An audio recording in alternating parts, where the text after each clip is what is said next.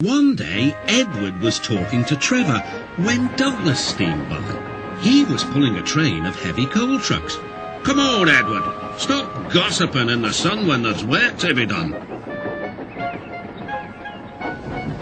Later, Edward spoke to Douglas. "Trevor and I are old friends, and you and he have a lot in common too." "Och, aye," quizzed Douglas. "And what'd that be?" "Scrap," said Edward quietly. Douglas gasped. "Don't mention that word. It makes my wheels wobble." "It does the same to Trevor," replied Edward. "He was being sent to the scrapyard, but the vicar and I saved him, and now he's really useful again. Even so, the Fat Controller certainly does need another steam engine here." "Aye, and quickly," sighed Douglas. That night, Douglas was still working. He had taken the midnight goods train to a station at a faraway part of the island where only the diesels work.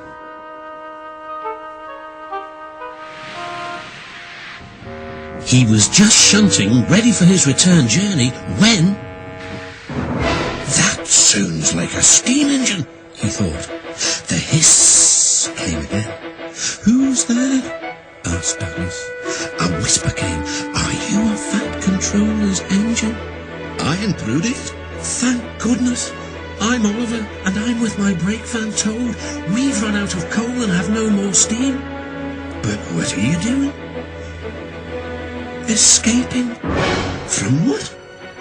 "Scrap." Douglas shivered. Then he remembered Edward's story about saving Trevor. "I'll be glad to help you," he said. "It'll have to look as if you're ready for scrap, and I'm taking you away." The drivers and firemen agreed to help too. Everyone worked fast. "No time to turn around," panted Douglas. "I'll run tender first. Come on."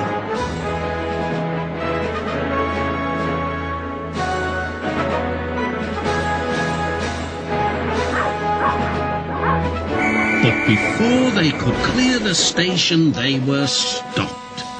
"Aha!" exclaimed the foreman. "A Great Western engine and a brake van too. You can't take these." "Ah, but they're all for us," said Douglas's driver. "See for yourself." The foreman looked all over Oliver. "Seems in order." "Right, away, guard."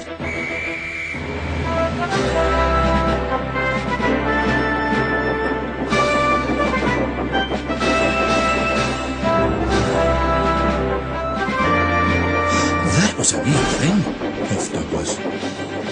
"We've had worse," smiled Oliver. And they forged ahead.